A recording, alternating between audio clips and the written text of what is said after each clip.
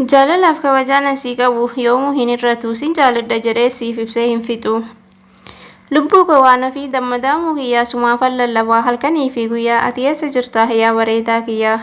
Lubbuun koo si malee haara hin galfattu siifan jira jedhii akka of argattee gammachuun jiraattu. Haalaaf amala keetiin mo'ameetiin jira hansirraa qabamee dhama'uuttiin jira mee sagalee baasii jedhe asiin jira. Haalaaf amala kee ilaalee si filadhe ati anaaf adda.